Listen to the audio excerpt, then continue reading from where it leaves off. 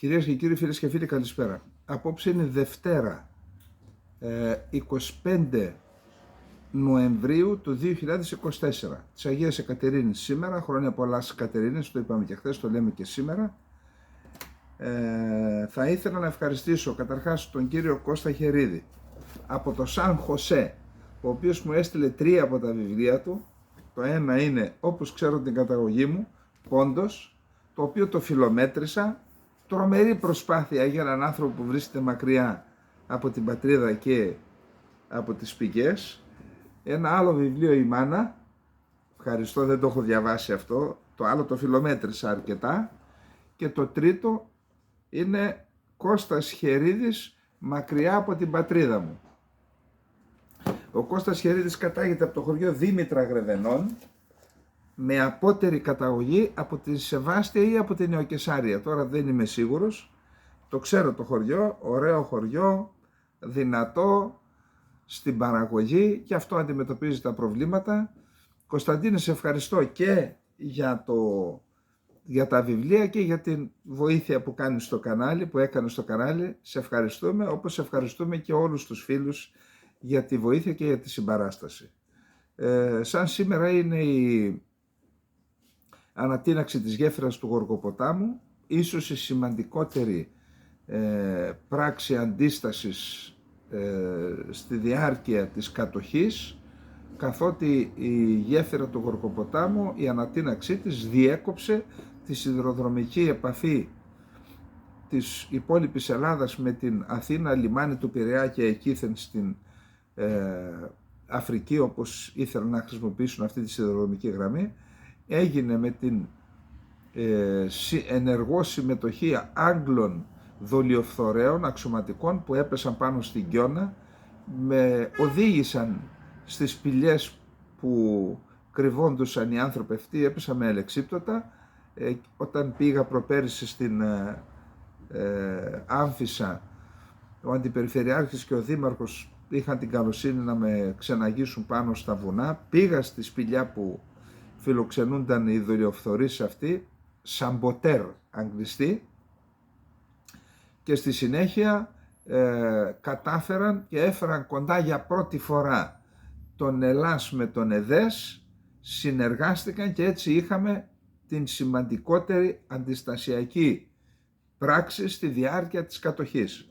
Αυτό είναι και συμβολικό. Όταν συνεργάζονται οι Έλληνες κατορθώνουν θαύματα.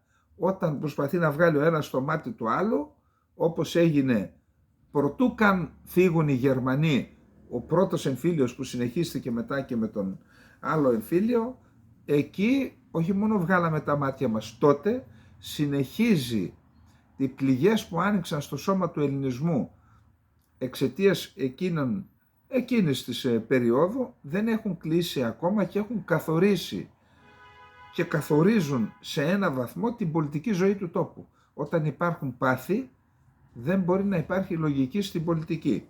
Εκτός αυτό δεν καθορίζουν μόνο τα πάθη, καθορίζουν και οι συνεργάτες των Γερμανών. Αυτοί έχουν το πρώτο χέρι από την επόμενη μέρα της κατοχής μέχρι σήμερα. Οι περισσότεροι συνεργάτες των Γερμανών και τα παιδιά τους είναι τα πρώτα βιολιά σήμερα στην Ελλάδα. Και η Ελλάδα, όπως ξέρετε, δείτε την πορεία του εξωτερικού χρέους για να καταλάβετε, από το κακό στο χειρότερο. Τώρα, έχει ένα άρθρο ο Αλέξης Παπαχελάς στην Καθημερινή, το οποίο λέει «Δεν αξίζει στη χώρα να ξαναμπεί σε περιπέτειες». Και το άρθρο αυτό αναφέρεται στην παρούσα κυβέρνηση και στα εσωκομματικά προβλήματα που δημιουργούνται. Προσπαθεί να είναι ισόρροπη η προσέγγιση από τα λάθη της κυβέρνησης, ειδικά μετά τις εκλογές και τη δεύτερη τετραετία, την έλλειψη στρατηγικής. Κάνει μια αναφορά και στον νόμο για το γάμο το γνωστό και στις προσδοκίες που καλλιεργήθηκαν στην κοινωνία για την ελληνοτουρκική προσέγγιση, και κάνει και αναφορά στις βαρωνίες που υπάρχουν στο κόμμα. Το κόμμα λέει έχει πολλούς ιδιοκτήτες και αναφέρεται και στον Καραμαλή και στο Σαμαρά. Μάλλον ξεχνάει την οικογένεια Μητσοτάκη, που και αυτοί Εάν αντιδρούν οι άλλοι δύο είναι γιατί η οικογένεια Μητσοτάκη προχωράει στην μητσοτακοποίηση της Νέας Δημοκρατίας. Αυτό, όπως καταλαβαίνουμε όλοι, η δράση φέρνει αντίδραση. Φυσικά εμείς είμαστε αντίθετοι σε οποιαδήποτε οικογενειοκρατία, βαρονία, όπως θέλετε να πείτε. Όλα αυτά είναι ενδείξεις, όχι τι ενδείξεις, αποδείξεις παθογένειας αυτών που βιώνει η χώρα. Ας πούμε μόνο, το ζήτημα είναι να κάνουμε την τελευταία παράγραφο να πούμε, το ζήτημα είναι τι ακριβώς φταίει η χώρα και οι Έλληνες πολίτες, οι οποίοι πέρασαν πολλά κολλασμένα χρόνια και σήμερα δυσκολεύονται να τα βγάλουν πέρα. Εγωισμοί, ανασφάλειες, ιστερίες, βεντέτες διαφόρων πρωταγωνιστών έχουν καταστήσει την πολιτική σκηνή όμηρο των παραπολιτικών στυλών. Κινδυνεύουμε να μπούμε στον αστερισμό της πολιτικής αβεβαιότητας για έναν πρόεδρο, για την εκλογή προέδρου λέει, που δεν έχει ιδιαίτερη εξουσία, και μια συμφωνία που κάποιοι ονειρεύτηκαν παίζοντας στρατέγκο μόνοι τους σπίτι τους. Εδώ ταχώνει στην Αλεξάνδρα Παπαδοπούλου και στον Γεραπετρίτη και στο Μητσοτάκη. Αυτά δεν γίνονται χωρίς συμφωνία, εννοεί με τους Τούρκους. Αυτή η χώρα έχει περάσει πολλά, δεν της αξίζει να ξαναμπεί σε περιπέτειες για κάποια καπρίτσια. Ας το σκεφτούν αυτό και εκείνοι που φέρουν βαριά ευθύνη για το παρελθόν, εννοεί Καραμανλή Σαμαρά, αλλά και όσοι κυβερνούν αντιδρώντας στο τελευταίο μήνυμα κάποιου ή σε ένα tweet. Εγώ έχω να πω ένα πράγμα. Ξέρετε, θα δείτε και παρακάτω, καταλαβαίνω τι πάνε να κάνουν στο Αιγαίο και στην Κύπρο. Είναι ένα σχέδιο που ξεπερνά την Ελλάδα και την Κύπρο. Δεν μπορώ να καταλάβω γιατί δεν κάλεσε ο Πρωθυπουργός τους δύο πρώην Πρωθυπουργούς, είτε κατά μόναση και τους δυο μαζί, και να τους δέσει, να τους εξηγήσει. Κοιτάξτε, έχουμε αυτή την πρόταση από τον μεγάλο αδερφό από τις ΗΠΑ. Κατά την άποψή μου έχει αυτά τα συν και έχει αυτά τα πλην. Αν αρνηθούμε, πιθανόν να πληρώσουμε τίμημα. Εγώ έχω υποχρέωση να ρωτήσω τους δύο πρώην πρωθυπουργούς και θα πάρω την απόφασή μου και θα σας την πω. Πάρε τους ανθρώπους, βάλ τους στο παιχνίδι και μετά με ποια λογική, ό,τι και να είναι, ό,τι και να έχουν στο μυαλό τους, όταν τους έχεις δέσει δεν μπορούν να βγουν έξω και να πούν οτιδήποτε άλλο. Όταν όμως δεν λαμβάνεις υπόψη δύο πρώην πρωθυπουργούς, τότε τους δίνεις τη δυνατότητα το γήπεδο να βγουν και να κάνουν αυτά που κάνουν. Και πιο, όπως λέει και ο Παπαγελάς, να την πληρώσουν τελικά οι πολίτες, όχι μόνο οι πολίτες, θα την πληρώσει και η χώρα. Θα πάμε λοιπόν στο δεύτερο θέμα μας, που είναι αλληλένδετο με το πρώτο. Ξέρετε, υπάρχει μια φωτογραφία, αυτή για την οποία ο Σαμαράς κατηγόρησε τον Έλληνα Πρωθυπουργό και τον πρόεδρο της Κυπριακής Δημοκρατίας ότι χαριεντίζονται με τον Ερντογάν και τον Φιντάν. Εκεί λοιπόν φαίνεται, αποδεικνύεται μάλλον, ότι κάτι συμβαίνει. Ότι κάτι συζητείται ασχέτως των δηλώσεων,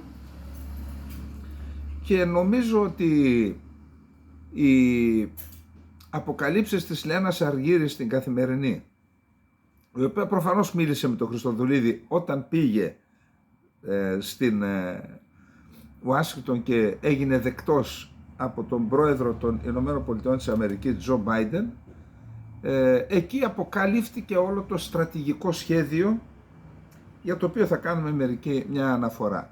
Εδώ λοιπόν αυτό που μπορούμε να πούμε είναι ότι τελικώς η παρουσία του Χριστοδουλίδη στο Λευκό Οίκο δεν ήταν για τα μάτια του κόσμου, όπως θεώρησαν πολλοί και στην Κύπρο, πιο πολύ στην Κύπρο, λιγότερο στην Ελλάδα. Και ότι ήταν μια επίσκεψη ουσίας. Και ήταν μια επίσκεψη που δεν αφορά τον Χριστοδουλίδη και τον Τζο Μπάιντεν, αφορά την Κύπρο και τις ΗΠΑ. Τι είναι αυτό? Προφανώς ο Χριστοδουλίδης, σε συνεργασία με γερουσιαστές δημοκρατικούς και ρεπουμπλικάνους από τις ΗΠΑ, υπό το πρίσμα των εξελίξεων στη Μέση Ανατολή, αλλά και τις στάσεις που τηρεί η Τουρκία, πιθανόν υποχρεούμενη εκ των πραγμάτων. Αυτό που συμβαίνει στη Μέση Ανατολή είναι σημαντικό. οι απώλειες των Παλαιστινίων και της Χεσμολάχ, κυρίως των Παλαιστινίων, είναι τέτοιες που πιθανόν ο Ερντογάν να μην μπορούσε να ακολουθήσει άλλη πολιτική εκτός από αυτή που ακολουθεί έναντι του Ισραήλ. Δηλαδή η Τουρκία γενικώς και ο Ερντογάν ήταν, η τουρκική διπλωματία είχαν τη δυνατότητα σε όλη τη διάρκεια του 20ου αιώνα να ακολουθούν μια πολιτική, μια στο καρφί και μια στο πέταλο. Επιτίδιος ουδέτερος στη διάρκεια του Δευτέρου Παγκοσμίου Πολέμου, δεν πήγαν ούτε με τους μεν ούτε με τους δε, έκαναν κάποιες εξυπηρετήσεις στις Αγγλίας, στους συμμάχους της Αγγλίας, την ίδια στιγμή υπέγραφαν συμφωνίες με τον Χίτλερ και μπήκαν στον πόλεμο μια μέρα πριν τελειώσει ο πόλεμος.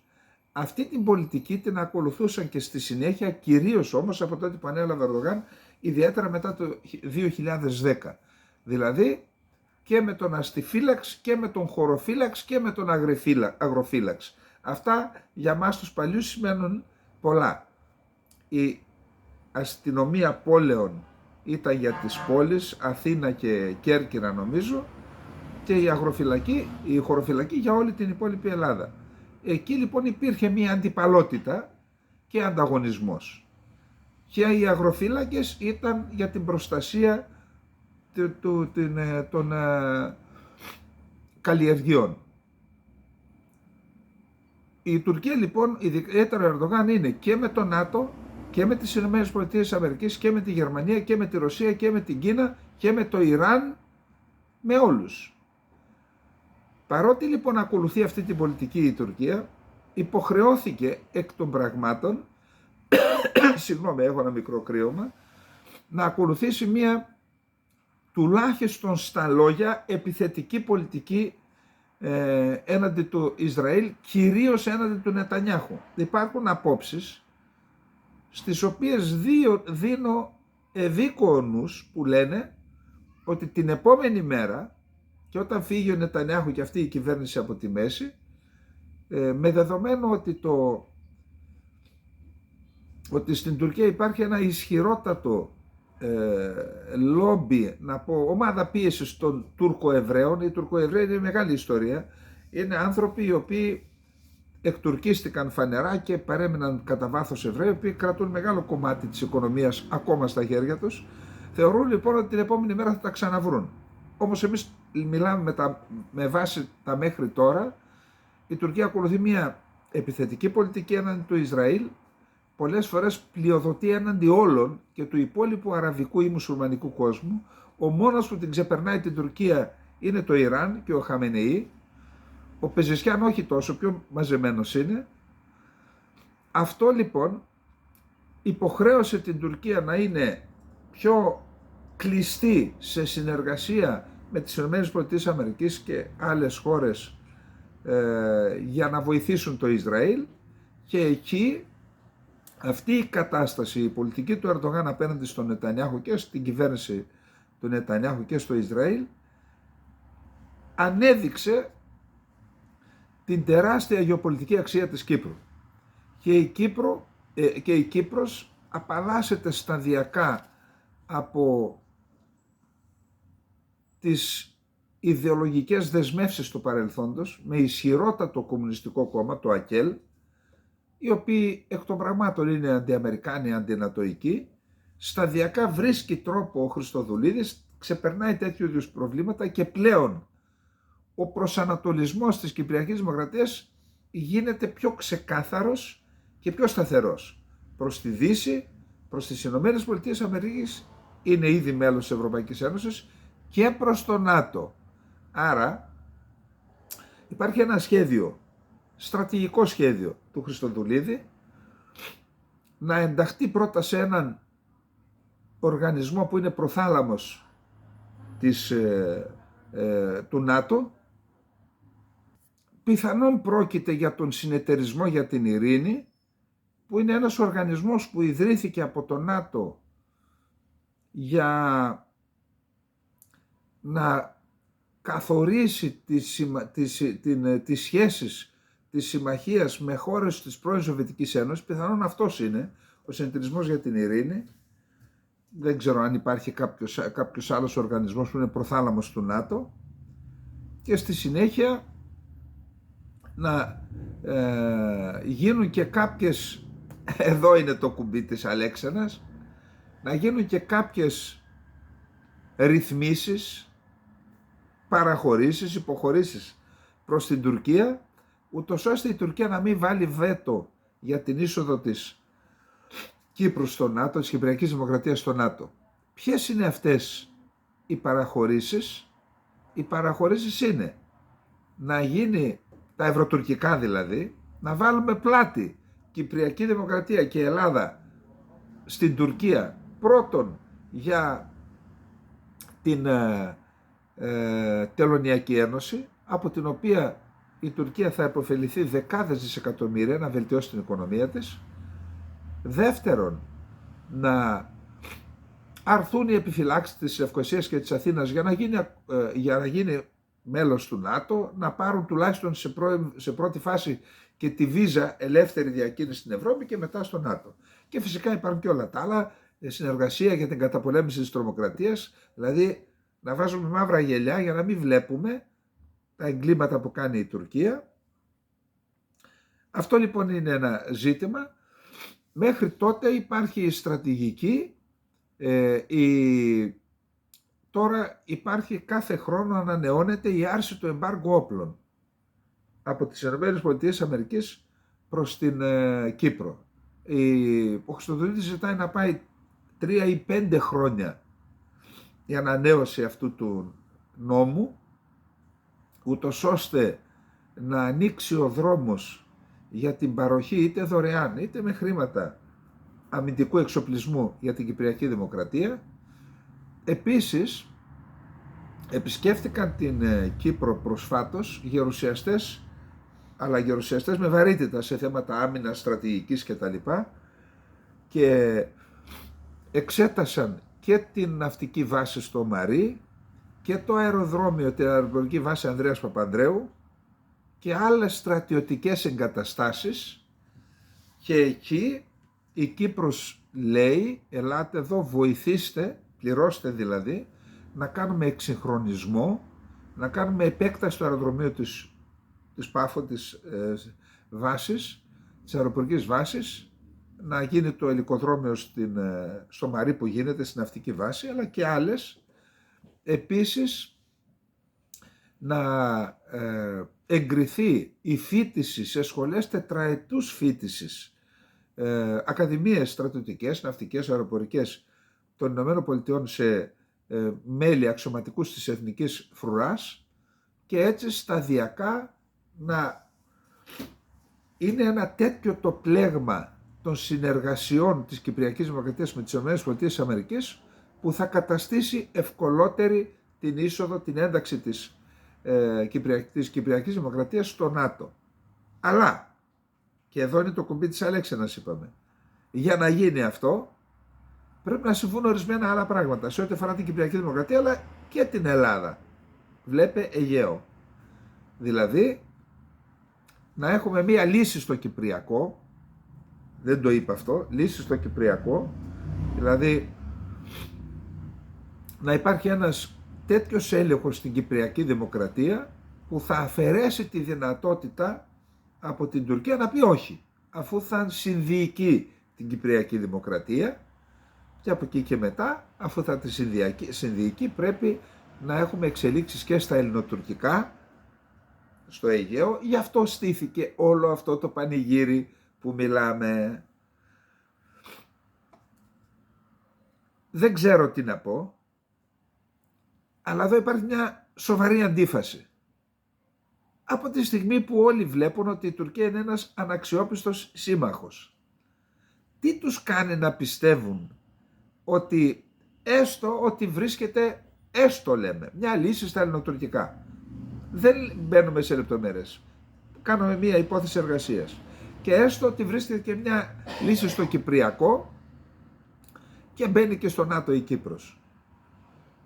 Γιατί, τι είναι αυτό που κάνει τους οι θύνοντες στις Ηνωμένες Πολιτείες της Αμερικής να πιστέψουν ότι η Τουρκία δεν θα συνεχίσει να είναι ένας αναξιόπιστος εταίρος. Δηλαδή θέλω να πω ότι αυτά τα κίνητρα που δίνουν στην Τουρκία για να δεχθεί την λύση στο Κυπριακό και την ένταξη στο ΝΑΤΟ, τα κίνητρα αυτά δεν είναι ικανά για να κάνουν την Τουρκία να υποαναχωρήσει από στρατηγικές πάνω στις οποίες δουλεύει δεκαετίες και έχει ισχυρά κίνητρα εκεί, ιδεολογικά, στρατηγικά, με τον Οργανισμό Τουρκικών Κρατών, με τη Ρωσία, δεν ξέρω τι να πω. Ίσως αυτοί οι οποίοι έχουν κάνει αυτή τη στρατηγική, έχουν συζητήσει με τους Αμερικανούς, τους γερουσιαστές, δεν ξέρω ποιους, ίσως να ξέρουν καλύτερα από εμάς. Εμείς εκφράζουμε τις συγκεκριμένες επιφυλάξεις. Να πάμε στο επόμενο θέμα μας, που είναι μια πολύ μεγάλη σημασίας συνέντευξη που έδωσε η Άγγελα Μέρκελ στο BBC.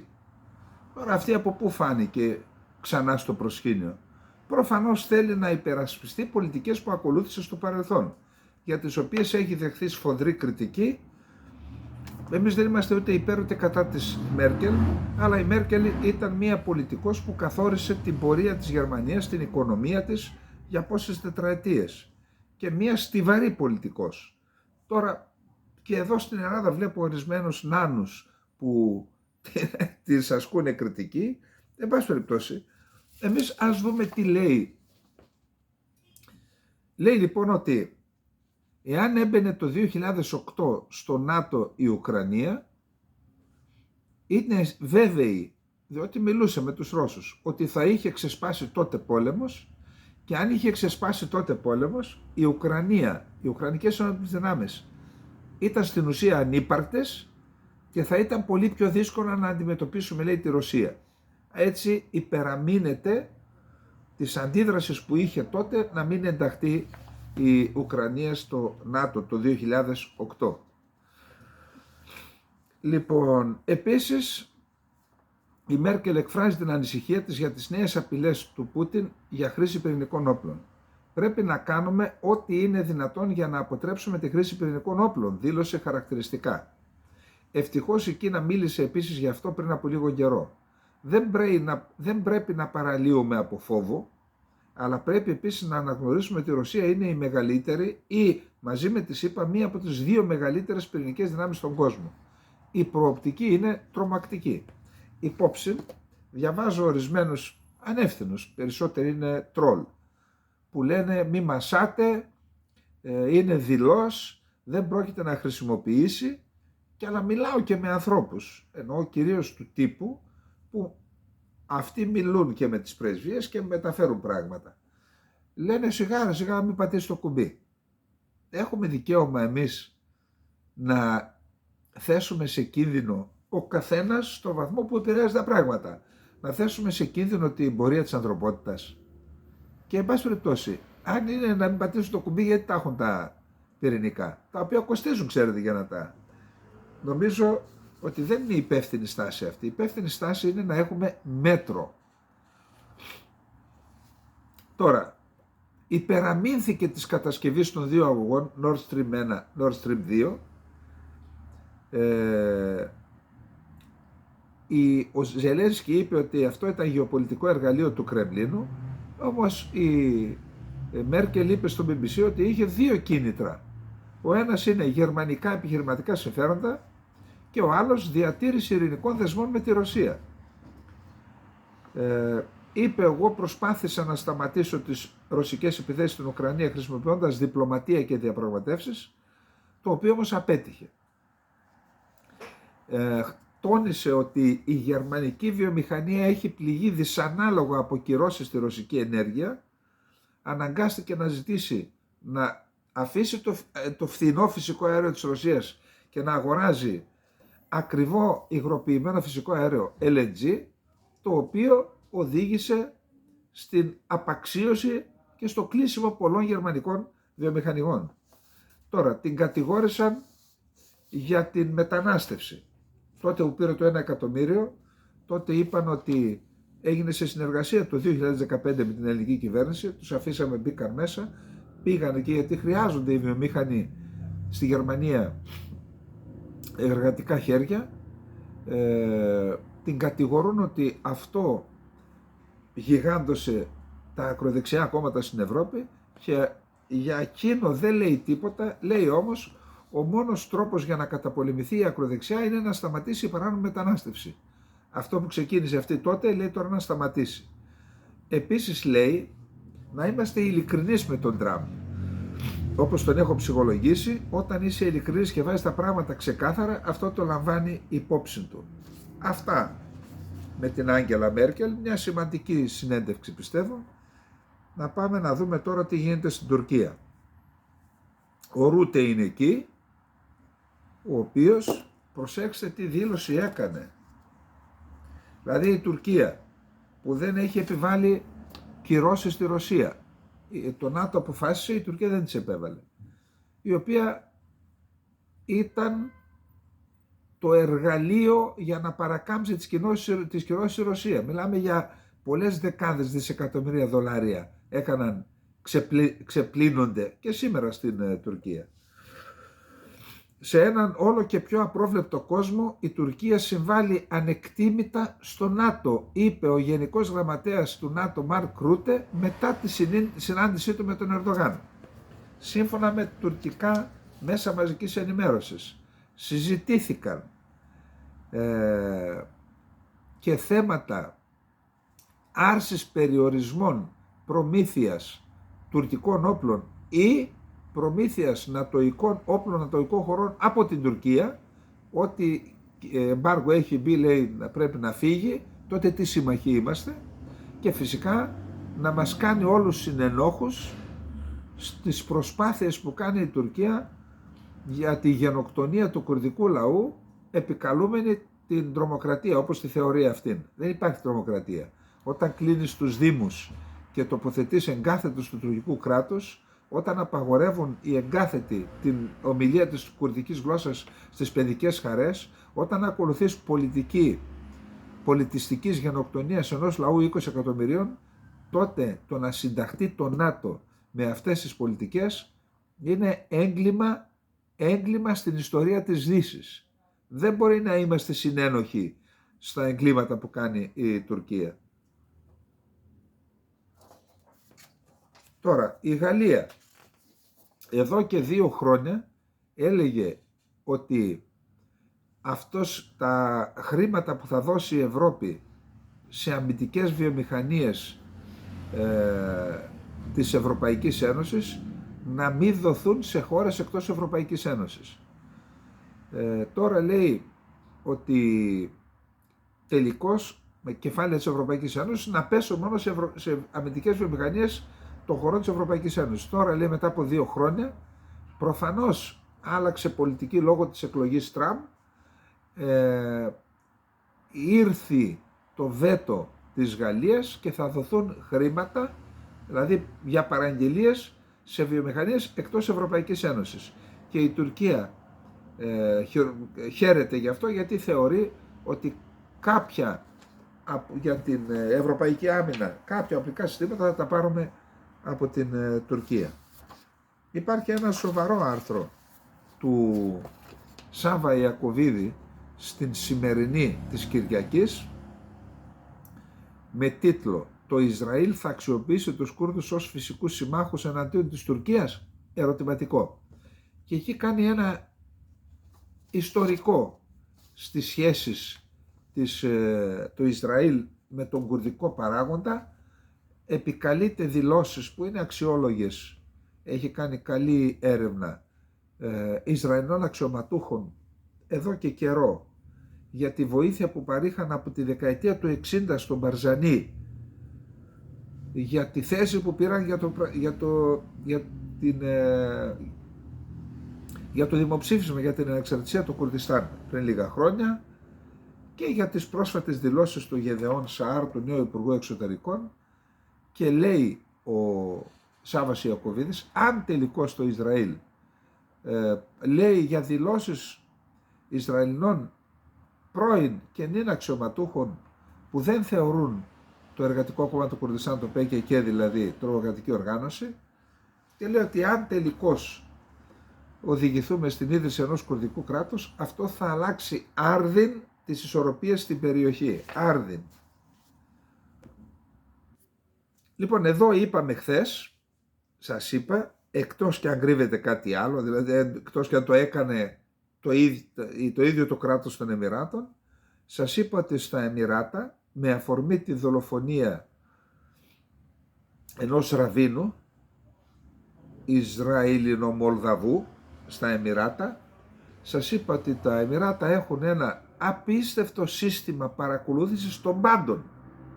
Γιατί το είπα αυτό? Πριν από χρόνια οι Ισραηλινοί σκότωσαν τον υπεύθυνο της Χαμάς για τα οπλικά συστήματα, για αγορές οπλικών συστημάτων, σε ένα ξενοδοχείο στα Ηνωμένα Αραβικά Εμιράτα.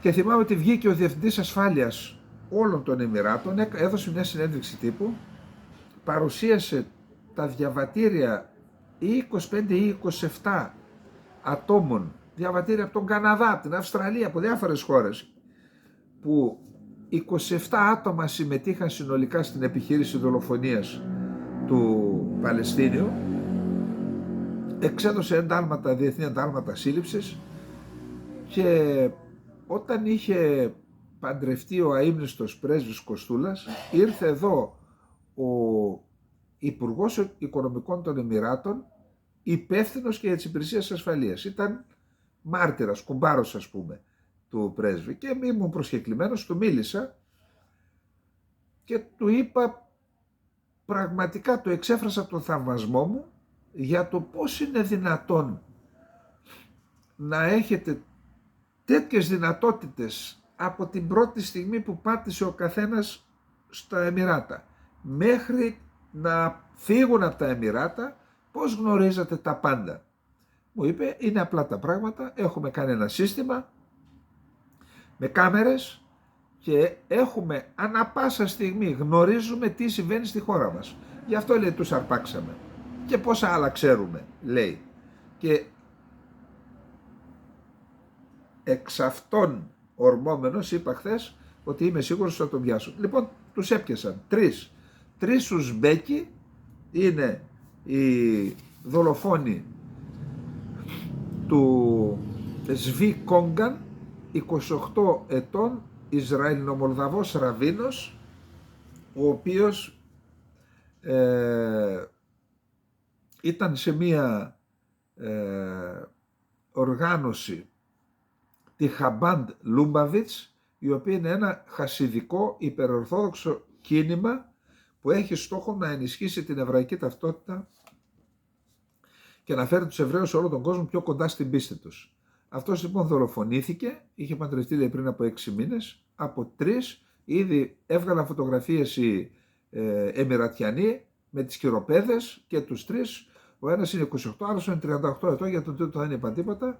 Είναι πολίτες του Ουσμπεκιστάν, δεν έχει ακόμα εξακριβωθεί το κίνητρο. Θα το δούμε και αυτό. Άμα αρχίζουν και ξεσκονίζουν πότε μπήκαν, με ποιους ήρθαν σε επαφή, με ποιους μίλησαν, θα δούμε και το κίνητρο.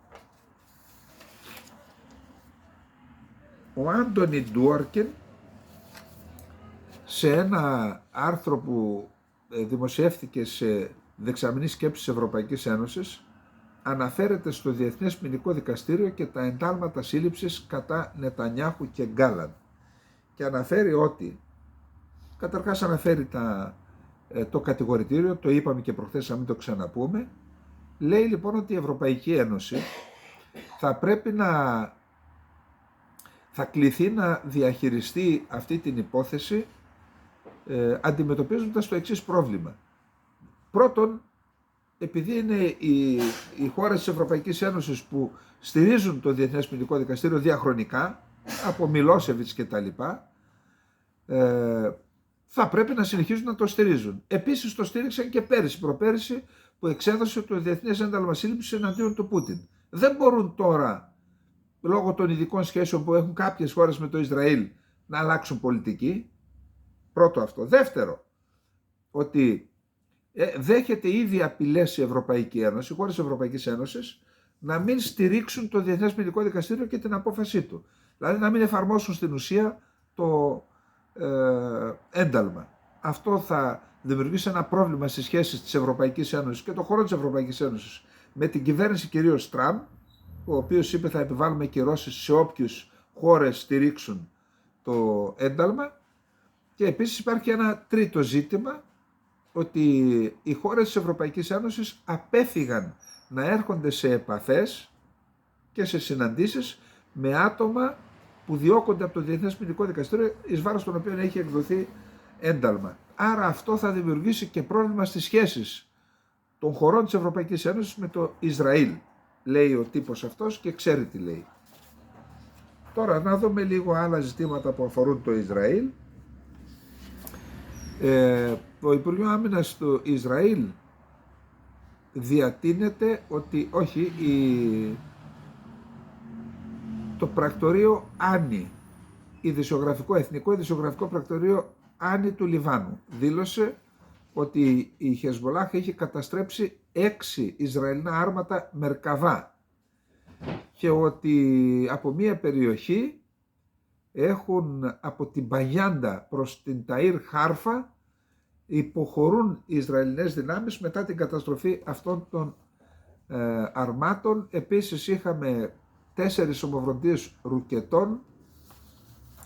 Έχω δει εκεί σε κάποιες πόλεις παραμεθόριες στο βόρειο Ισραήλ ότι υπάρχουν διαμαρτυρίες, ότι υπάρχουν σοβαρές καταστροφές.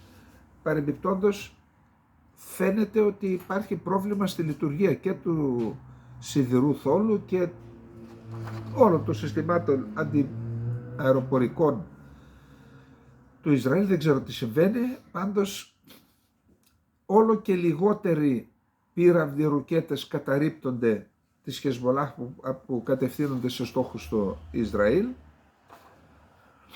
Σύμφωνα με το CNN, βρίσκεται το Ισραήλ πολύ κοντά σε συμφωνία κατάπαυσης του πυρός με τη Χεσμολάχ. Αυτό το αναφέρουν και οι Times of Israel.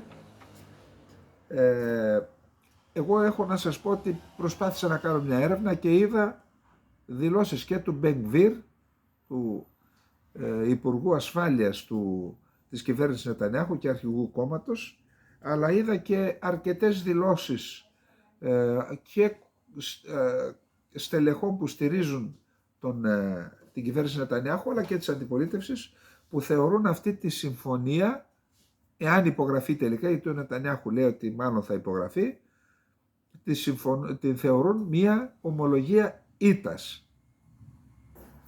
Τώρα έχουμε, ο Λαριτζανί είναι σύμβουλος του Χαμενεή. Παλιά, αν δεν κάνω λάθος, ήταν και υπουργός εξωτερικών.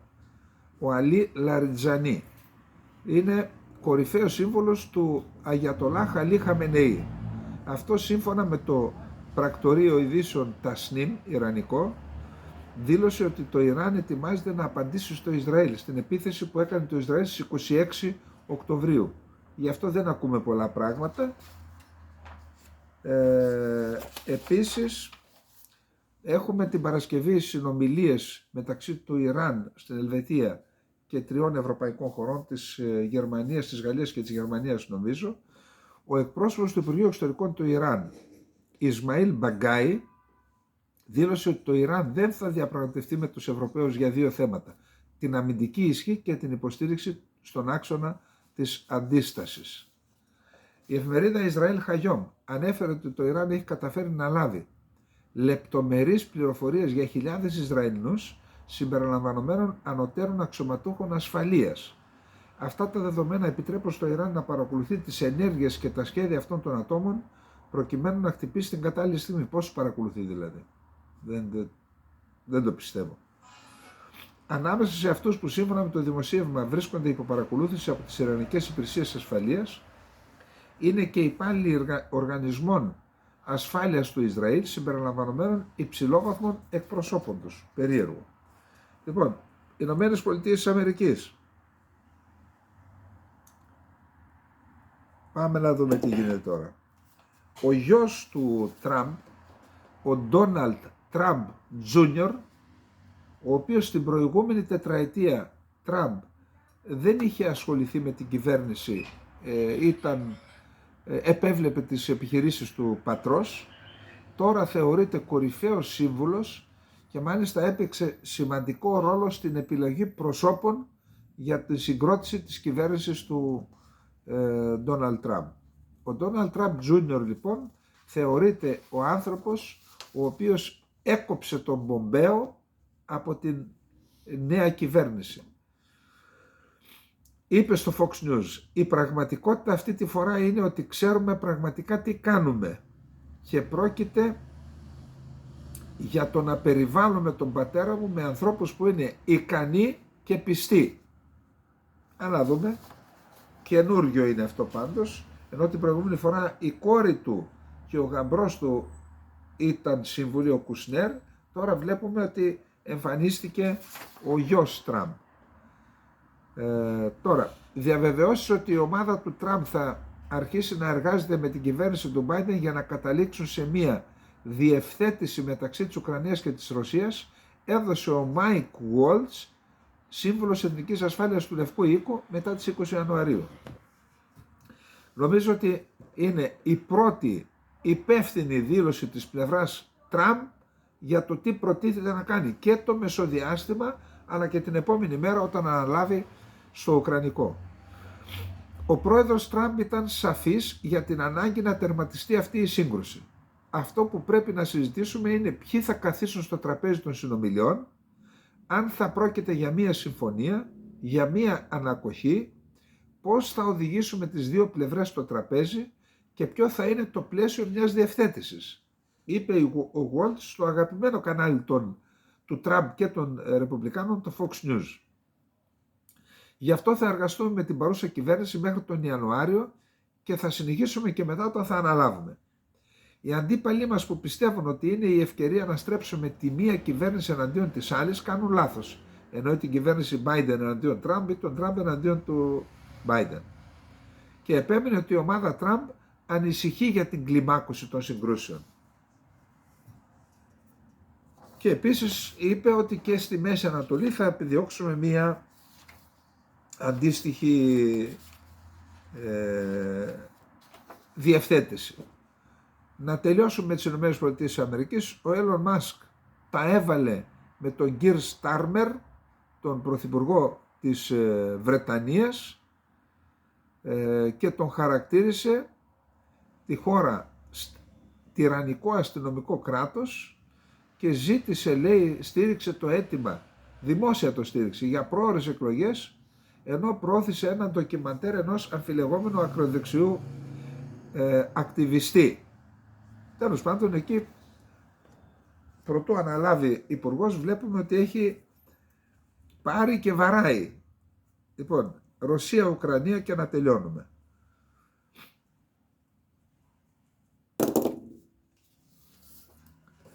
Στην ουσία πήρε τη σκητάλη ή μάλλον να πω τη λέξη πάσα. Τώρα χρησιμοποιώ για μια ξένη λέξη, δεν πειράζει.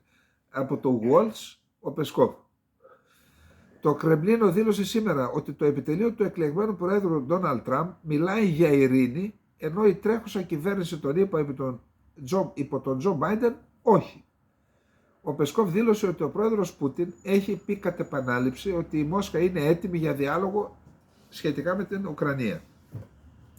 Ο Ντόναλντ Τραμπ ανησυχεί πολύ για την κλιμάκωση ανάμεσα στη Ρωσία και την Ουκρανία, δήλωσε ο επιλεγής από τον νεοεκλεγέντα πρόεδρο σύμβουλος Εθνικής Ασφάλειας Mike Waltz στο Fox News. Χθες τα είπε αυτά, λέγοντας ότι ο πόλεμος πρέπει να οδηγηθεί σε ένα υπεύθυνο τέλος. Ο εκπρόσωπος του Κρεμλίνου, εκτός από την αναφορά αυτή, έκανε και μια άλλη αναφορά. Είχαμε μια νέα εξέλιξη στη Ρουμανία και από το πουθενά ένας αντινατοϊκός και φιλορώσος αρχηγός κόμματος, ο Καλίν Γεωργέσκου, βγήκε πρώτος με μικρή διαφορά, δεύτερη βγήκε η σημερινή αντιπολίτευση και τρίτος ο σημερινός πρόεδρος της Ρουμανίας. Οπότε ο Πεσκόφ είπε, η Μόσχα ακόμα δεν γνωρίζει καλά τις απόψεις για διεθνή θέματα του Καλίν Γεωργέσκο, ενός Ρουμάνου ακροδεξιού επικριτή του ΝΑΤΟ, που είναι πολύ πιθανό να είναι υποψήφιος, όχι σίγουρα, στο δεύτερο γύρο των προεδρικών εκλογών που θα γίνει στις 8 Δεκεμβρίου. Η επιτυχία του Γεωργέσκου στον πρώτο γύρο των προεδρικών εκλογών ήταν απρόσμενη και απειλεί τη στεναρή στάση που έχει τηρήσει μέχρι τώρα η Ρουμανία στο θέμα της Ουκρανίας. Ο Πεσκόφ είπε στους δημοσιογράφους ότι ενώ η Μόσχα δεν γνωρίζει και τόσα πολλά για τις απόψεις του Γεωργέσκου σχετικά με τις διεθνείς υποθέσεις, κατανοεί σαφώς τη στάση της τρέχουσας ηγεσίας της Ρουμανίας, η οποία, όπως είπε, είναι εχθρική προς τη Ρωσία. Τώρα, Γαλλία και Βρετανία εξετάζουν από το Φεβρουάριο, αν θυμάστε, είχε πει ο Μακρόν ότι πρέπει να στείλουμε στρατεύματα στην Ουκρανία. Τώρα λοιπόν, υπό το πρίσμα των εξελίξεων και του νέου πυράβλου που εκτόξευσε η Ρωσία, ή βρίσκονται στις συζητήσεις Γαλλία και Βρετανία να στείλουν είτε στρατεύματα, σίγουρα θα στείλουν προσωπικό για την επισκευή των γαλλικών και των βρετανικών οπλικών συστημάτων, θα τους στείλουν μέσα στην Ουκρανία. Αλλά σχεδιάζουν να στείλουν και μισθοφόρους, δηλαδή ιδιωτικές εταιρείες ασφάλειας που έχουν ιδιωτικούς στρατούς να πολεμήσουν μέσα στην Ουκρανία, διότι θεωρούν ότι η εκλογή Τραμπ θα ρίξει το βάρος στην Ευρώπη για να διαχειριστεί τον πόλεμο στην Ουκρανία, αφού ο Τραμπ φέρεται να... Ο Ζελένσκι υποστήριξε ότι η Ρωσία πρέπει να χάσει την ικανότητά της να χρηματοδοτεί τον πόλεμο κάθε εβδομάδα και αναφέρθηκε στη βοήθεια που παίρνει η Ουκρανία αυτή τη στιγμή. Η Δανία έχει διαθέσει περίπου 1 δισεκατομμύριο κορώνες και τα κεφάλαια θα κατευθυνθούν για την υποστήριξη της αμυντικής βιομηχανίας της Ουκρανίας. Είναι δηλώσεις του Ζελένσκι αυτές. Η Νορβηγία ετοίμασε μια αρχική δόση σύμφωνα με το δανέζικο μοντέλο για να ενισχύσει την παραγωγή όπλων στην Ουκρανία. Ομοίως η Σουηδία συμμετέχει στις προσπάθειες χρηματοδότησης στο πλαίσιο αυτού του πολέμου. Οι Ηνωμένες Πολιτείες έχουν παράσχει πακέτο 275 εκατομμυρίων δολαρίων και επιπλέον ένα πακέτο βοήθειας παρήχε η Γερμανία, αλλά και ο Καναδάς που παρήχε το ανταεροπορικό σύστημα NASAMS. Οι κυρώσεις είναι εξίσου ζωτικής σημασίας. Οι ΗΠΑ αυτή την εβδομάδα επέβαλαν νέες εξαιρετικά αποτελεσματικές κυρώσεις που στοχεύουν τον τραπεζικό τομέα της Ρωσίας, της Gazprom Bank. Αυτά τα μέτρα αποδυναμώνουν σημαντικά το καθεστώς του Πούτιν, ωστόσο χρειάζονται περισσότερα. Η Ρωσία πρέπει να χάσει την ικανότητά της να χρηματοδοτεί τον πόλεμο κάθε εβδομάδα. Ανεξάρτητα από το κατά πόσο εκτεταμένα καταφεύγει η Ρωσία σε εκβιασμούς, ο πόλεμος πρέπει να παραμείνει αποφασιστικός. Μόνο με τη διατήρηση της πίεσης μπορούμε να φέρουμε την αληθινή ειρήνη πιο κοντά από ποτέ. Οι Financial Times αναφέρουν ότι η Ρωσία στρατολογεί κατοίκους της Ιεμένης από το κίνημα Ανσαρουλάχ, τους καλεί στη Ρωσία, τους τάζει υψηλούς μισθούς και ρωσική υπηκότητα και τους εντάσσει στο ρωσικό στρατό.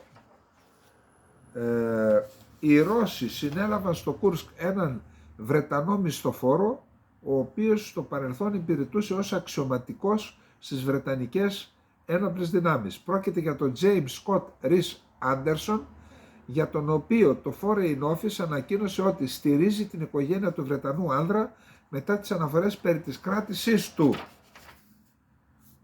Η Ρωσία είπε ότι κατέρριψε ο επικεφαλής της περιφέρειας Κούρσκ, που περίπου 700 τετραγωνικά χιλιόμετρα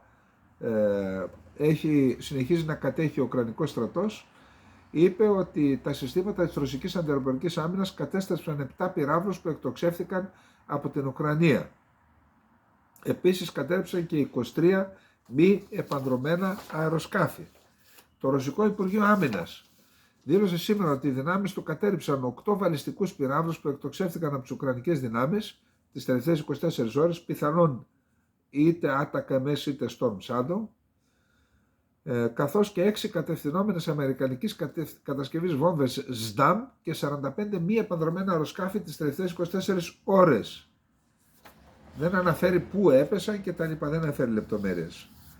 Λοιπόν, 5 Ευρωπαίοι Υπουργοί Άμυνας συναντώνται στη Γερμανία μετά την εκτόξευση του υπερηχητικού πυράβλου από τη Ρωσία.